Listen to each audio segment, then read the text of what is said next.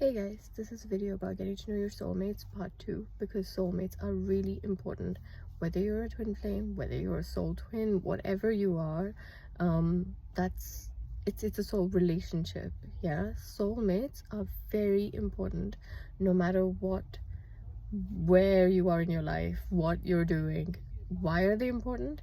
They're important because your soulmates are going to help you understand who you are, either by triggering you a little bit, but your soulmates will definitely love you in some way. It's a soul love. It doesn't have to be a romantic love. It can be anyone. You can have like thousands of soulmates in a lifetime. I mean, that's a lot. But even if you have one soulmate that stays with you for a few years, that's a blessing. Sometimes you can even meet a soulmate for like 5 minutes and you'll feel like a soul connection. You'll feel like, oh my god, I really connect with this person. For example, even if you're going for like a conference or something, like a work conference where you don't expect to meet a soulmate, but you meet someone and you're like, how do I get along so well with this person? And it's just like a 5-minute thing, or like a spark that you feel. And I'm talking about a friendship here as well, by the way. I'm actually talking about a friendship because the soulmate is a friend, right? So yeah, you can feel that, and it could be a past life connection that you're recognizing from like god knows how many lifetimes ago. But when you meet that person, your soul memory gets triggered and your soul recognizes what that person means to you. So yeah, that is one thing that I wanted to mention about soulmates. You can have multiple soulmates, and your soulmates do not have to stay in your life. Do not cling to your soulmates. Sometimes you meet soulmates. For example, you meet, I know I connect with this, soulmate friends in school, and you feel really connected to them. I learned a lot from soulmate relationships, but I also had a really bad fallout in school, and I couldn't let it go. I just could not let it go because I was so attached to my friends. I could not let it go. It's only until recently they kept coming to me. I kept having repetitive dreams about it because I was so attached to my friends. The concept of friendship means a lot to me, and I got attached to this whole concept as well. What I realized is that I needed to learn that a soulmate does come in your life for a reason.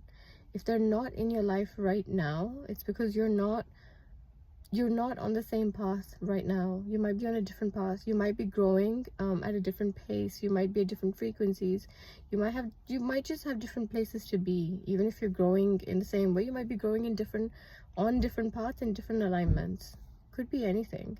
But the thing is, the whole point of a soulmate is that you learn something. This particular soulmate friend, I don't know if that person's ever gonna watch this, but that particular soulmate friend came into my life at a point, out of nowhere, after ages. She texted me, and I realized that the lesson I had to learn was detachment, was to make peace with this friendship that we had, was to make peace that when we had things, it was perfect, because when we met again, I was like, it's like this person doesn't know me anymore. This person only knows that version of me, and if we need to be friends, we need to just form a new friendship again. The feelings of comfort and of love of that friendship, they were there, but in this 3D world, to understand each other, we would need to form that again.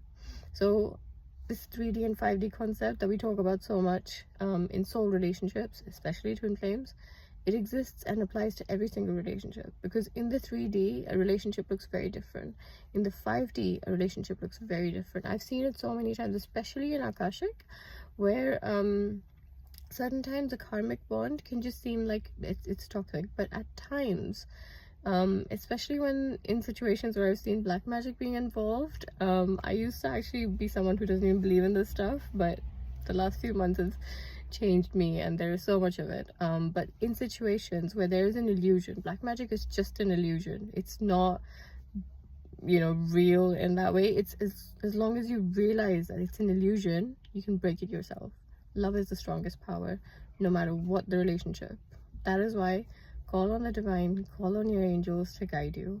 But coming back to this 3D and 5D relationship, on a soul level with soulmates, sometimes when you move on with a soulmate, you'll see that you care for them, but you just can't bond with them in the same way. Or even if it's a romantic relationship, you'll feel that you care for them, but you just feel that your life doesn't align anymore.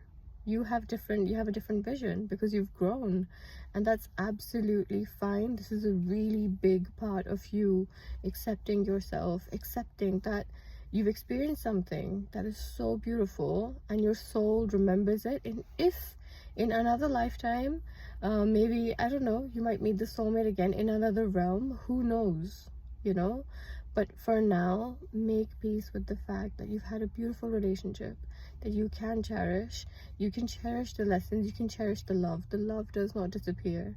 Even if the 3D matrix separates you, your soul remembers what has happened, and their soul remembers it too. So yeah, just cherish that. And I'm gonna keep this video short, but that's what it's about. If you have any more questions, drop a message and I might reply in a video, just because it's quicker and I can just get more information now instead of typing. But thank you so much, and for watching, and yeah.